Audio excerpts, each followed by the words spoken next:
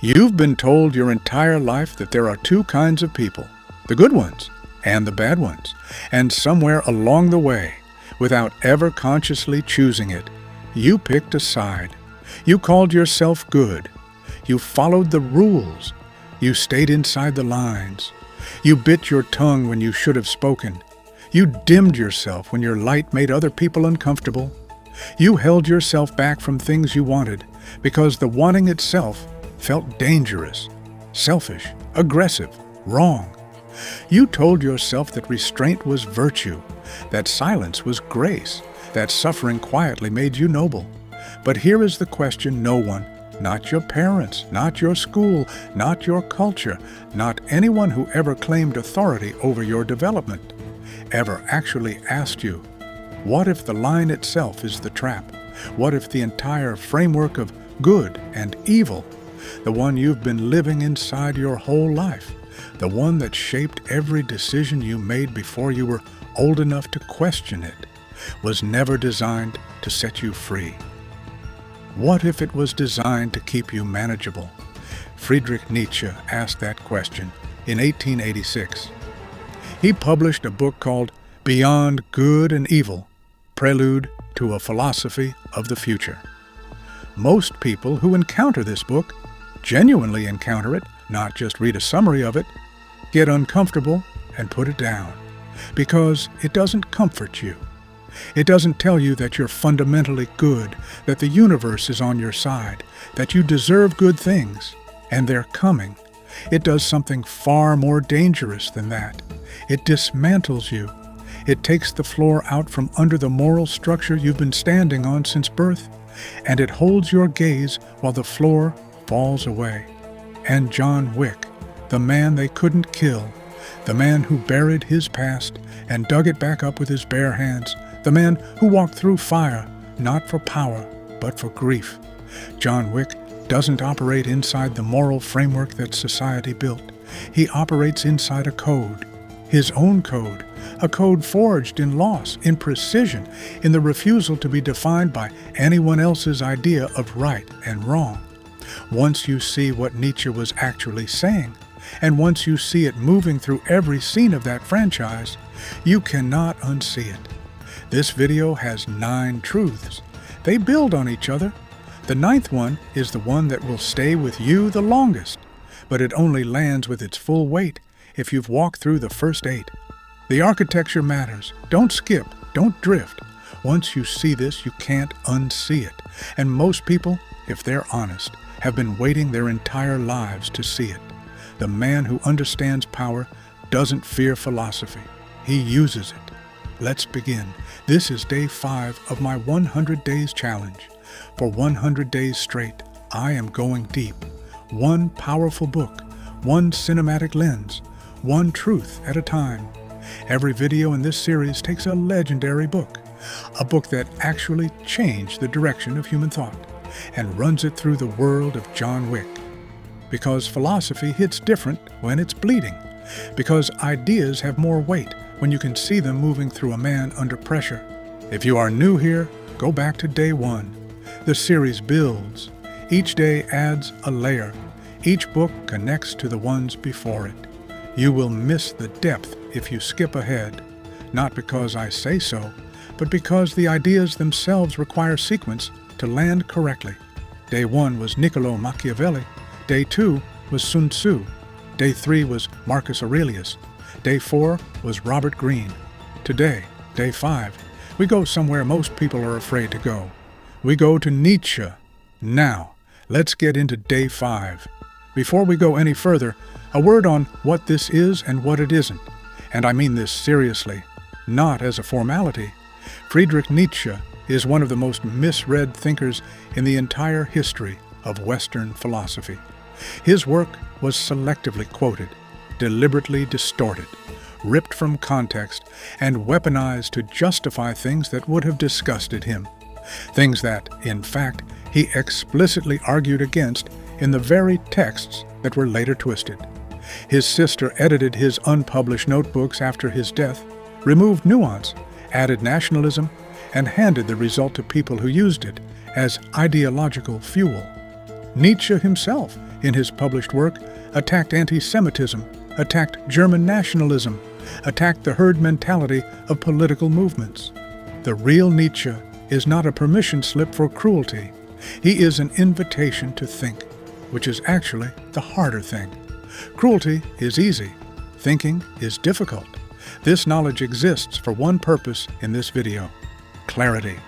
The clarity to see the moral structures around you for what they actually are, not divine law, not objective truth handed down from the sky, but human constructions built by human hands with human motivations behind them. Some of those motivations are noble, some are not. Understanding this doesn't make you a villain. It makes you awake. Use it to protect yourself. Use it to think more clearly about the rules you follow and whether you actually believe in them or simply inherited them. Use it to stop living by a script you never consciously chose. That is what Nietzsche actually wanted. That is what, underneath the violence and the mythology, John Wick actually represents. We're going deep, but we go deep with intention. Truth 1. The myth of objective morality. The world doesn't run on good and evil. It runs on power telling you what good and evil mean. Let's start with the foundational argument, the one from which everything else in Beyond Good and Evil flows. Nietzsche opens with a direct attack on philosophers, not on their intelligence, on their honesty. He argues that most philosophers who claim to be pursuing objective truth are actually engaged in something far more personal. They are rationalizing the values they already hold. They begin with a conclusion, a moral intuition, a preference, a prejudice, and then construct an elaborate rational framework that makes that conclusion look inevitable, universal, objective. In other words, they are not discovering morality. They are inventing it, and then claiming they found it. And this isn't just a critique of philosophers in dusty lecture halls. This is a description of something that happens at every level of human society, in every institution, in every family, in every relationship where one person has more power than another. Here is the core claim, and let it sit for a moment before you resist it. Every moral system you have ever been handed, every rule, every norm, every social expectation was created by someone. It didn't fall from the sky. It didn't emerge from nature as a physical law the way gravity emerges. Someone built it. Someone wrote it down, or taught it, or enforced it, or modeled it until it became invisible. And they built it to serve a purpose. That purpose was not always malicious, but it was always particular. It served specific people in a specific time, facing specific challenges. Think about that. Really sit with it. The things you were told were righteous. The things you were told were shameful. The definitions of success and failure that you absorbed before you had the cognitive capacity to question them. The idea of what a good man looks like. The idea of what an acceptable ambition is. The idea of what constitutes dignity and what constitutes disgrace. Where did those come from? Did you choose them? Did you sit down at some point in your life? Look at all the options, evaluate them against your own experience and values, and select the ones that made most sense? Or did they arrive already installed, preloaded before you could object, passed down by parents who received them from their parents, by schools built on institutional assumptions, by a culture that moves too fast for anyone inside it to examine the assumptions driving it? Now look at John Wick through this lens. The moment the first film opens, the institutional world, the criminal hierarchy, the high table, the code of assassins, has a very clear moral framework. There are things that are done and things that are not done. There are debts, and there are honors, and there are consequences for violations. This framework is presented as ancient, as almost sacred, as the bedrock of civilization within that world. And the audience, conditioned to respond to institutional authority, reads Wick as the destabilizing force, as the one who breaks the code, as the one who, by refusing to stay dead, is causing all the chaos. but pause. Ask the Nietzschean question, who built that code? Who benefits from it? Whose power does it protect? The high table, the established hierarchy, the men at the top of the criminal world who use the language of honor and obligation to maintain a structure that keeps them at the top. The code isn't sacred, it's strategic. And the moment Wick stops serving the code and starts following his own, the moment he operates from his grief, his love, his personal standard rather than their institutional one, they call him a monster. Because the thing that threatens power most is not a more powerful enemy. It is an enemy who refuses to be measured by your measurements. Think about a real situation. You're in an organization, a company, a family system, a social group. A decision gets made that you know in your gut is wrong. Not wrong by some external standard, wrong by the internal standard you've carried your whole life. But the person making the decision has authority, has social capital, has the weight of the institution behind them. And so the wrong thing becomes the right call. It gets dressed in professional language. It gets rationalized at the all-hands meeting. It gets explained in an email written by someone who knows how to make institutional decisions sound like moral imperatives. And anyone who pushes back, anyone who says openly this is wrong, gets labeled as difficult, as not a team player, as someone who doesn't understand how things work, as, and this is the word Nietzsche would point to, bad. The moral frame wasn't about ethics. It was about power protecting itself by encoding its preferences as universal law. The philosopher Foucault, building on Nietzsche a century later, called this process normalization, the way power doesn't need violence once it has successfully convinced people that what it wants is simply what is normal, what is right, what any reasonable good person would do. The man who doesn't see this mechanism operating around him operates inside a cage he cannot see the bars of. He follows rules he believes are cosmic. He enforces norms he believes are natural. He judges himself and others by a standard he never chose, and calls that judgment conscience. That is not conscience. That is conditioning wearing conscience's clothes. Truth 2, slave morality versus master morality. Most people don't have values. They have resentments wearing the disguise of values.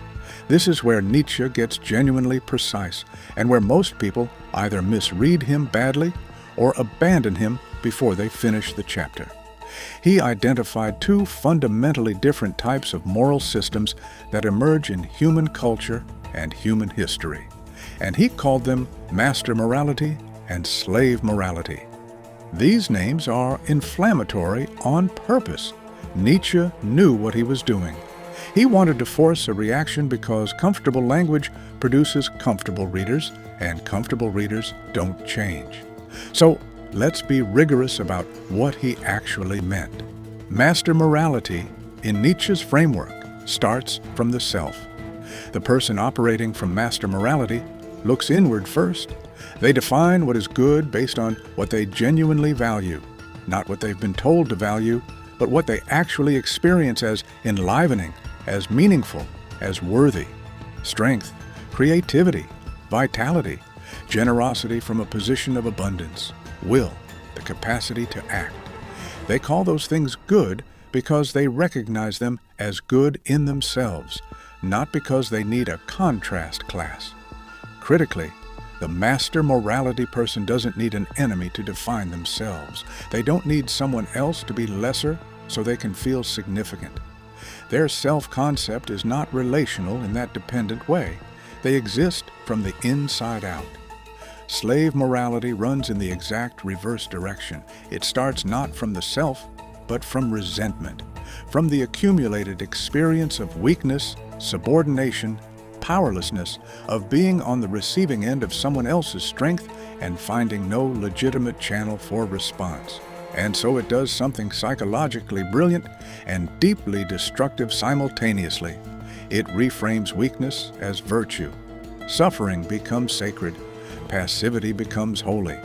Restraint becomes noble, not because restraint is intrinsically valuable, but because the person cannot act and must build a value system that explains why not acting is actually the superior position. And crucially, since the person can't define what they value positively, they define it negatively. Good becomes not evil. Right becomes not wrong. The moral vocabulary becomes parasitic. It needs an enemy to define itself against.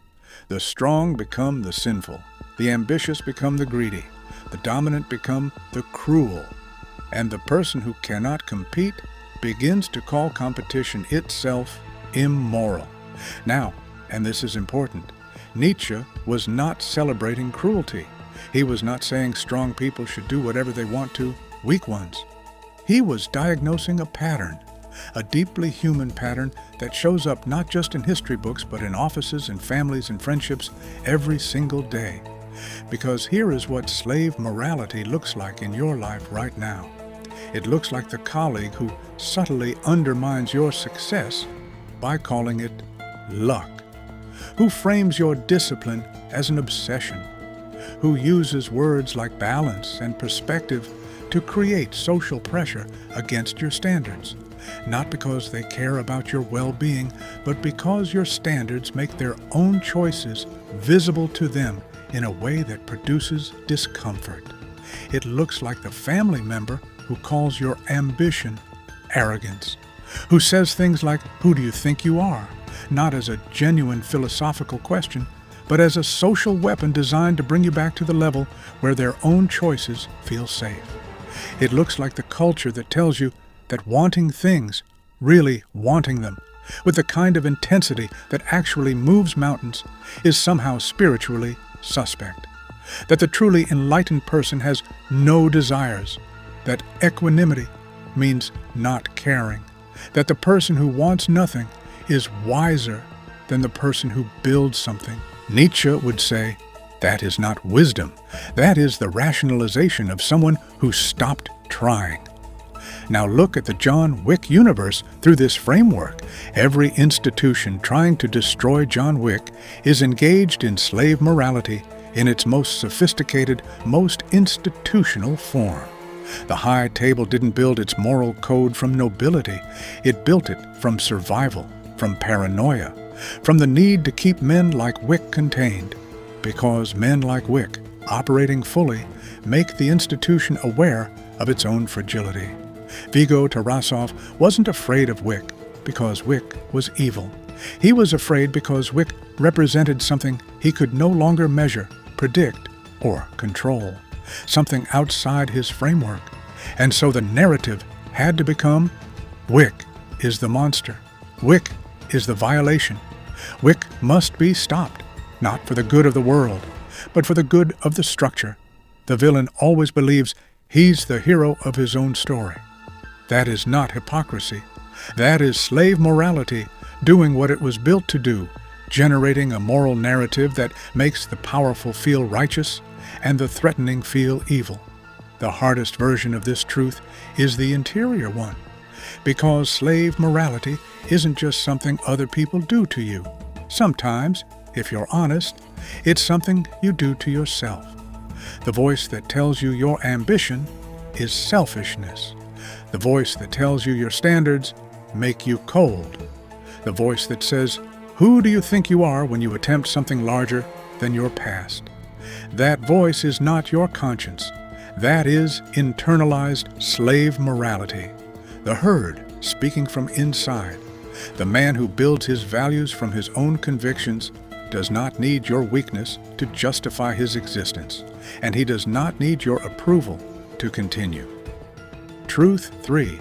The will to power is not what you think. Nietzsche's most misunderstood concept isn't about domination. It's about the refusal to be dominated by anything, including yourself. Let's clear this up completely, because this concept has been distorted beyond recognition, and you deserve the real thing. The will to power, Nietzsche's central organizing concept, the force he believed was the fundamental drive in all living things, has been misread as a philosophical justification for conquest, for domination, for the powerful doing whatever they want to, whoever they want. That reading is wrong. It is not even a subtle misreading. It is the opposite of what the text actually says. The will to power is not, primarily, the drive to overpower others.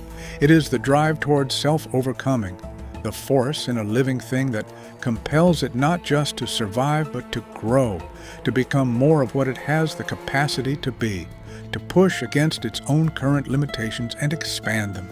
Think of how a tree grows, not to conquer the soil, not to defeat other trees, but because the nature of a living thing is to press outward, upward, into more form, more complexity, more expression of its essential nature. The will to power is that drive, operating at the level of human consciousness and human will. In every human being there is a fundamental tension. On one side, the pull toward comfort, toward stability, toward the familiar, toward the acceptance of what currently is. The body and the social self conspire together to make rest feel safe and growth feel dangerous. Because growth requires risk, and risk requires the possibility of failure, and failure feels like death to the part of us that is most primitive. On the other side of that tension, the drive toward expansion, toward creation, toward the becoming of something you currently are not. The person you catch glimpses of when you're at your best, operating at full capacity, fully present, doing something that demands everything you have, and finding out you have more than you thought. Nietzsche argued that suppressing that second drive, the creative, expansive will, doesn't make you virtuous. It doesn't make you humble. It doesn't make you holy. It makes you smaller. And eventually, it makes you resentful. And eventually, that resentment turns outward and begins to contaminate everything you touch. John Wick is, in modern cinema, the most precise and complete embodiment of directed will to power I have ever seen. Think about what we know of him before the franchise begins. Years of training so complete that it is no longer technique, it is identity. The kind of mastery that doesn't live in the conscious mind anymore, but in the body, in reflex, in the space between intention and action. They call him the man who killed 3 men with a pencil. They call him the one they send to kill the boogeyman. They call him Baba Yaga. This is not the portrait of a man who trained to dominate others. This is the portrait of a man who refused at every stage of development to be less than what he was capable of being, who pressed every day against the limit of his own capacity and expanded it, who directed the will to power, not outward in the random violence of someone trying to prove something, but inward and downward, into depth, into mastery, into the kind of capability that looks like magic from the outside because it required years of invisible work. And then he retired. He fell in love. He tried to put it down. The will to power doesn't disappear when you stop exercising it consciously. Carl Jung, whose psychology runs parallel to Nietzsche's philosophy in remarkable ways, called this the return of the repressed. The aspects of the self that you deny conscious expression don't evaporate. They go underground. They accumulate pressure, and eventually they return, usually at the worst possible moment, usually in the least controlled form. Wick's old life didn't disappear when he retired. It waited. It waited with the patience of something that knew it was essential and therefore could not be permanently suppressed. And the moment the world came for him, the moment the thing he loved was taken, the will to power came back through him with a completeness that was almost terrifying to watch. Not because he became violent, because he became total, fully expressed, nothing held back, nothing suppressed, nothing performed. Pure directed will. Now think about your own life, right now, in this specific chapter of your existence. Where are you suppressing the will to power? And I don't mean, are you suppressing the desire to fight people? I mean, where are you suppressing your own expansion, your own becoming? Where are you staying smaller than you know you could be? not because you've made a conscious philosophical choice to do so, but because staying small is easier to defend, because staying small doesn't attract criticism, because staying small means you never have to find out whether the larger version of yourself can survive. What did you stop pursuing? A creative project, a physical standard, a business idea, a level of excellence in your work, because the energy required felt like too much, or because the people around you made it clear that your ambition made them uncomfortable. That thing, that suppressed thing, it hasn't gone away, and if you don't find a way to direct it, it will find a way to express itself, sideways, destructively, in ways you won't recognize as the same energy until much later. The will to power directed is mastery, suppressed long enough and it becomes poison. Do not suppress the will long enough to find out what it tastes like as poison. Truth 4. The danger of the herd. The crowd doesn't think, it feels, and what it feels most powerfully is the desire for everyone to be exactly the same. Nietzsche had a word for the moral majority. He called it the herd, and I want to be precise about this. He didn't use this word as a pure insult, as though he thought people who form communities were contemptible. He used it as a descriptive term for a real social phenomenon that has very real consequences for every individual inside it. Human beings are tribal animals, not metaphorically, literally.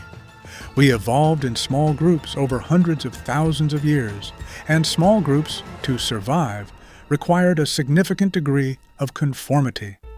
The individual who deviated too far from the group norm was a threat, not necessarily because they were wrong, but because deviation itself weakens cohesion, and cohesion is survival. This is where the social instinct toward conformity comes from. It is not irrational, it was adaptive.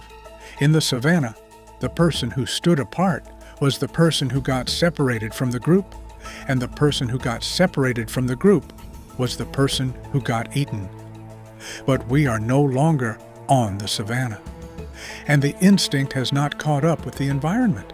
Today, the herd still develops the same efficient mechanism for suppressing outliers that it evolved for survival purposes. But now the weapon is not exclusion from the physical group. It is moral judgment. The person who is different does not get physically expelled. They get labeled arrogant, selfish, dangerous, cold, intense, too much, not a team player, doesn't understand how things work, has unrealistic expectations. And those labels carry tremendous social weight. The weight of exclusion, isolation, shame, the loss of belonging, which to the part of us that still thinks it's living in a small group on the savannah feels genuinely life-threatening.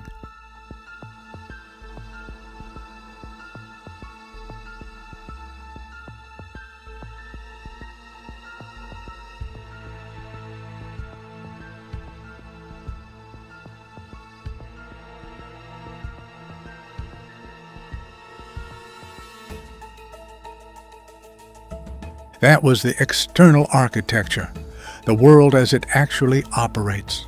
What comes next is the interior work. The next 4 truths are not about other people, not about institutions, not about the dynamics of power in the world around you.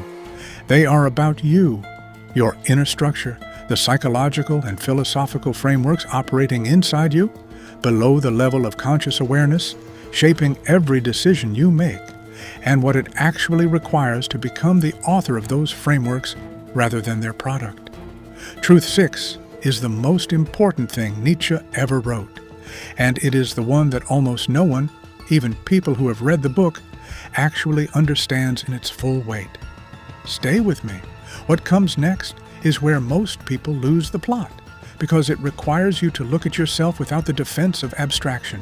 You stayed this long. That already makes you different from most. Keep going. Truth 6, the death of God and the weight that follows. When the old certainties collapse, the unprepared man collapses with them. The prepared man builds something new in the rubble. God is dead, God remains dead, and we have killed him. Nietzsche wrote these words in The Gay Science, and they echo throughout Beyond Good and Evil.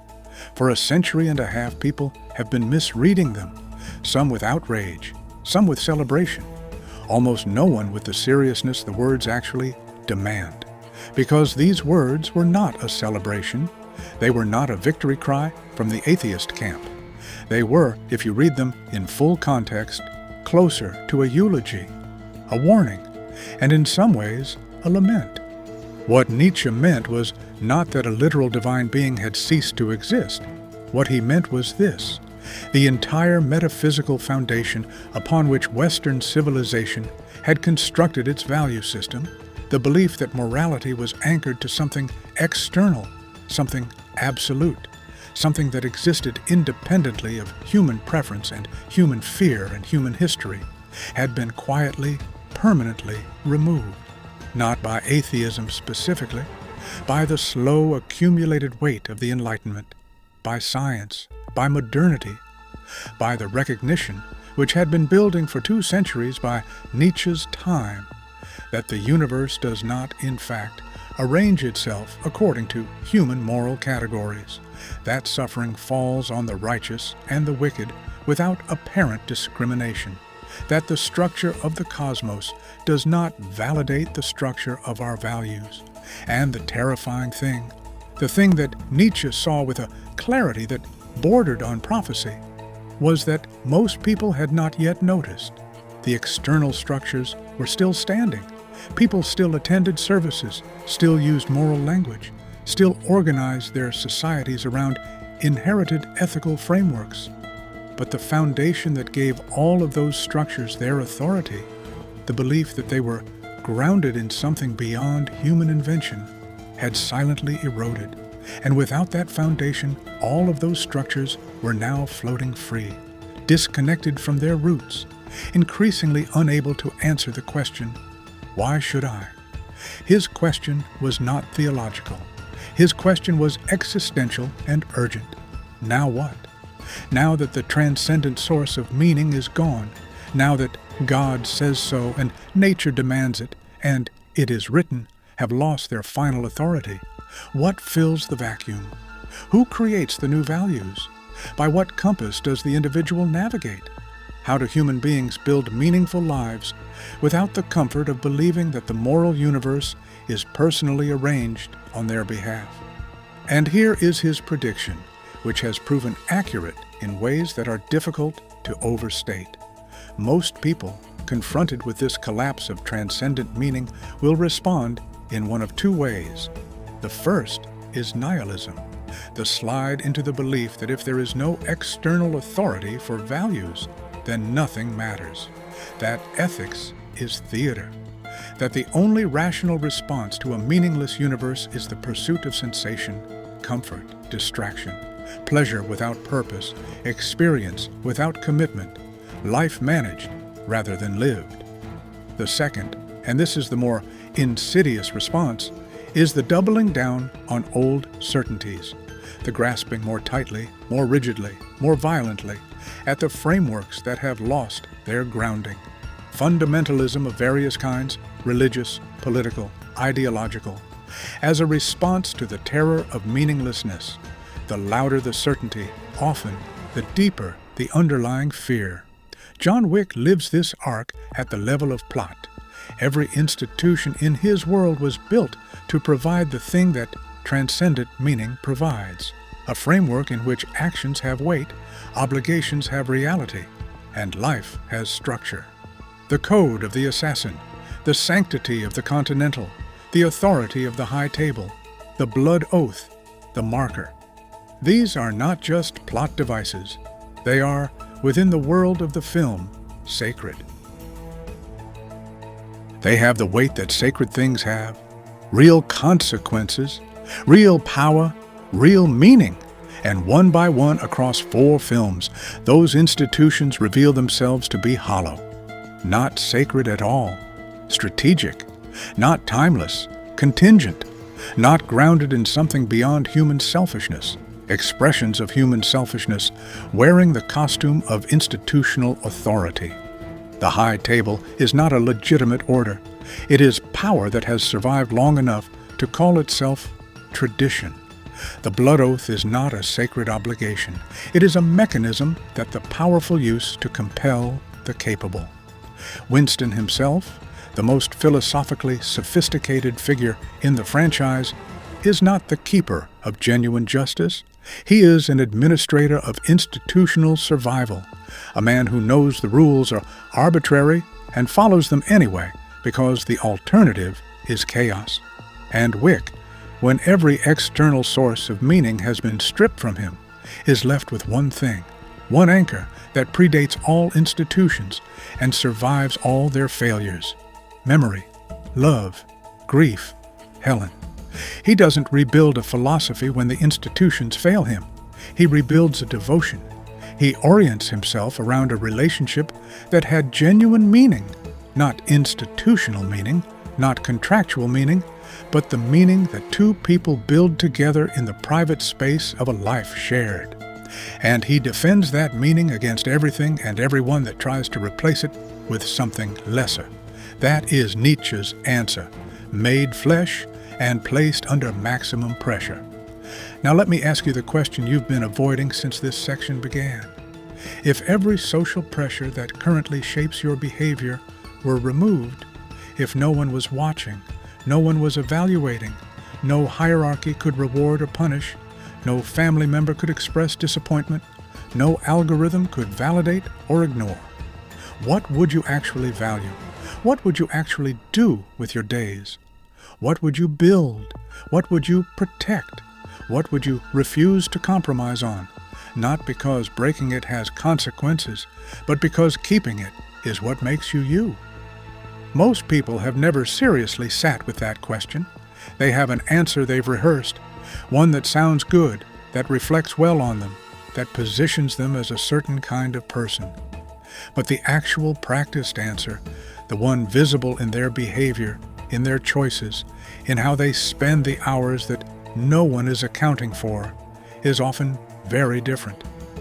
The death of God, in Nietzsche's sense, is not a tragedy that happened in the 19th century.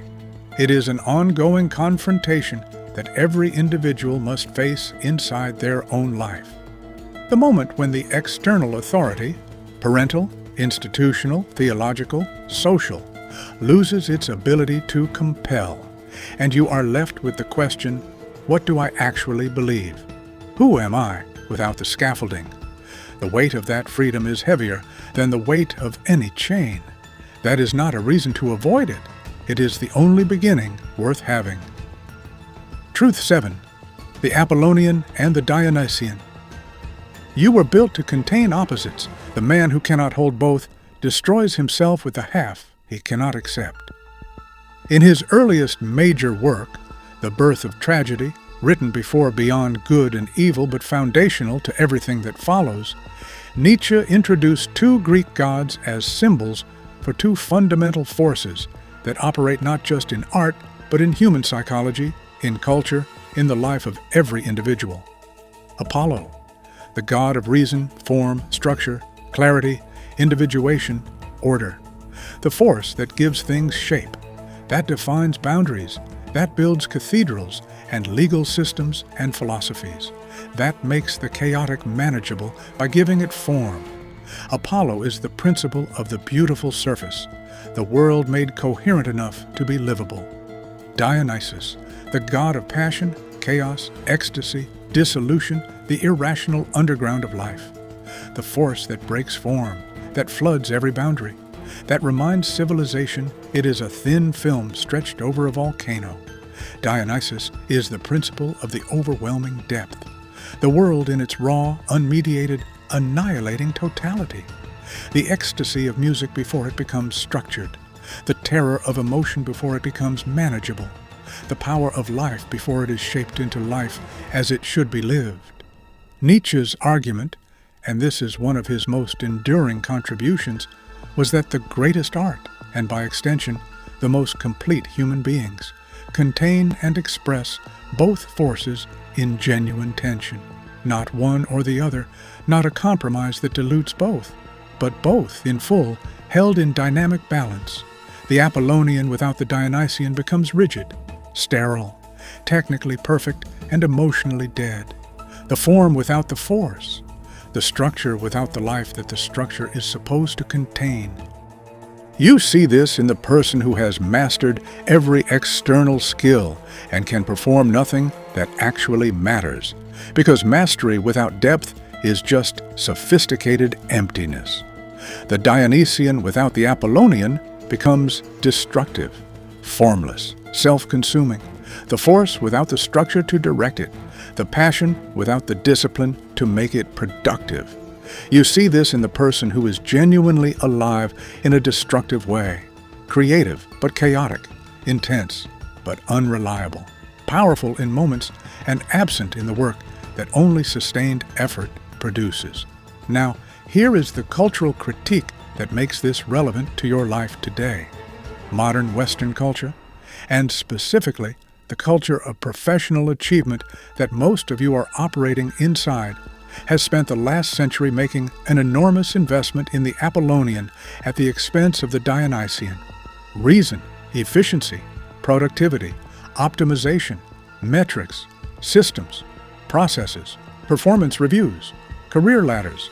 These are not bad things, but when they become the only permitted mode of human experience, when every hour must be accounted for, every emotion must be managed, every impulse must be evaluated for its instrumental value, something essential begins to die inside the person who submits to this regime completely.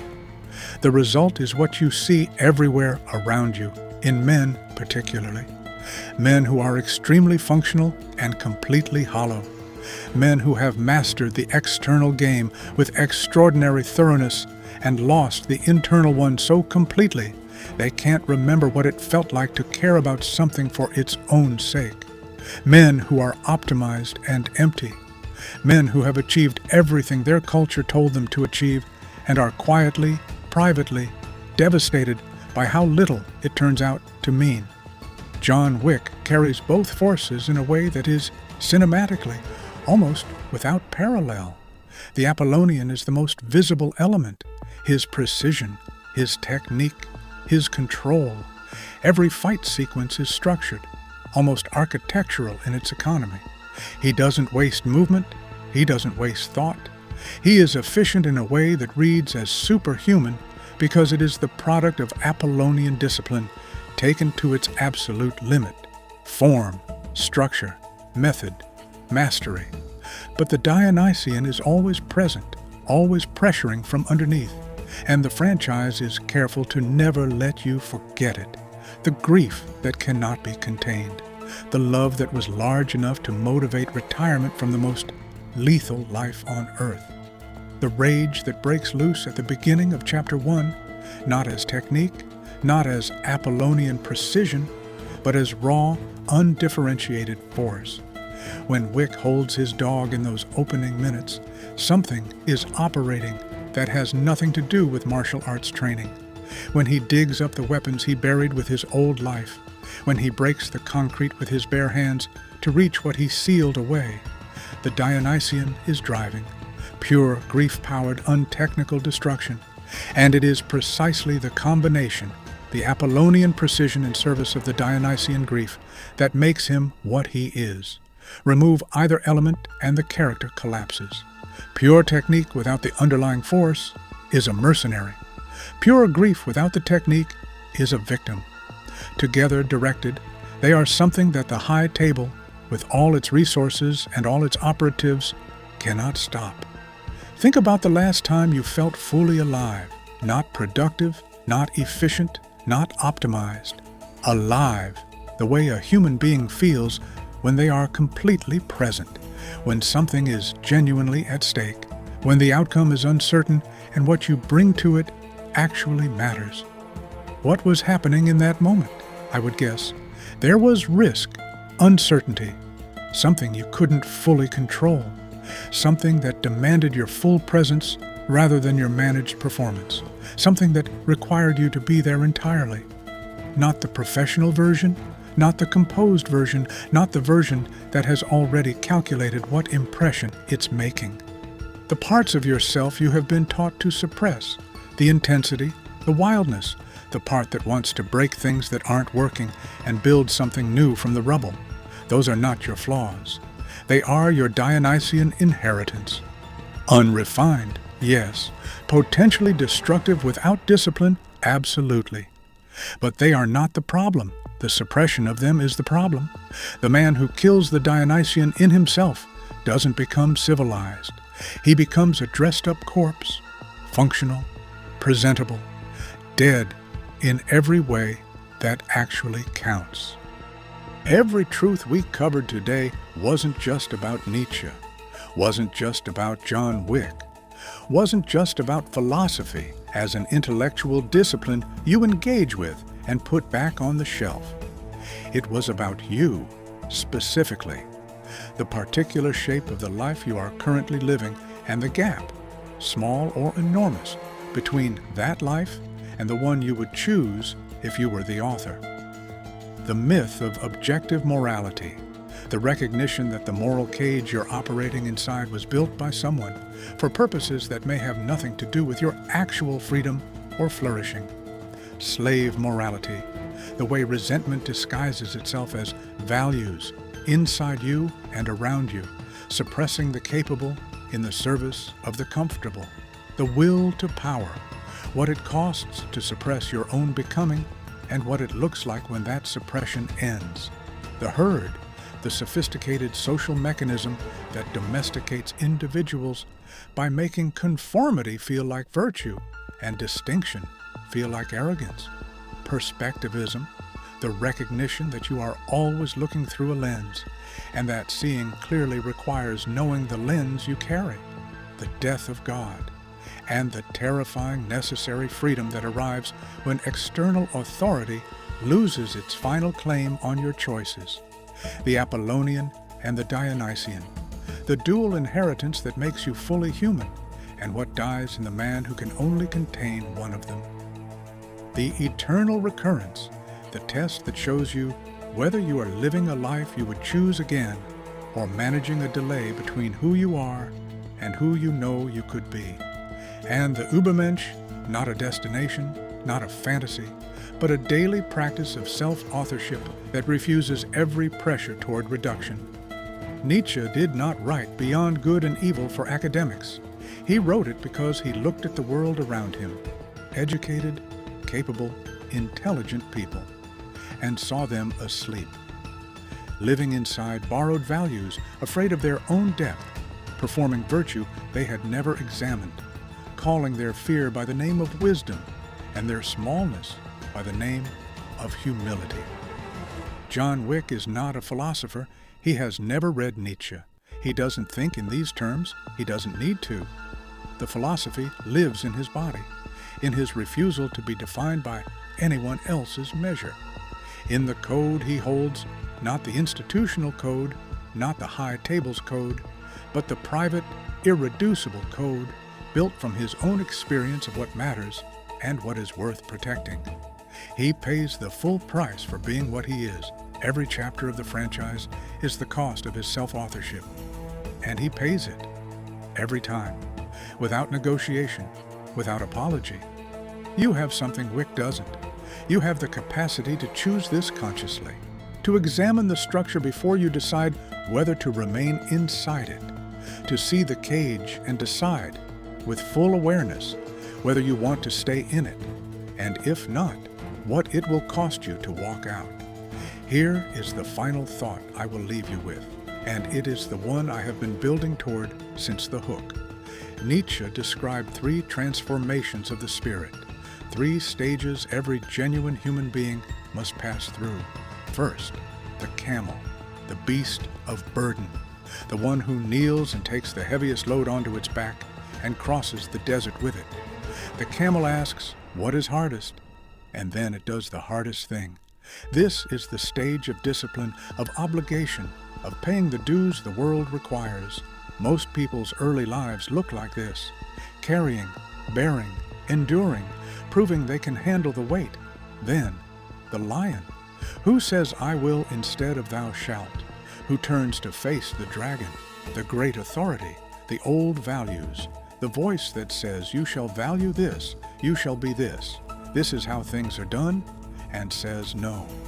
Not out of mere rebellion, out of the recognition that the dragon is not sacred. It is just old, and the lion is strong enough now to fight it, to clear the ground, to make space for something new. Finally, the child, who creates without the weight of resentment or the exhaustion of rebellion, who builds new values, not against anything, not to prove anything, not to defeat anyone, but from genuine love of what could exist. The innocent creativity that only arrives after the camel's discipline and the lion's courage have done their necessary work. Most men spend their entire lives as camels, carrying, bearing, waiting for someone to tell them it's enough, they've earned it, they can put the weight down now. The weight doesn't come down until the lion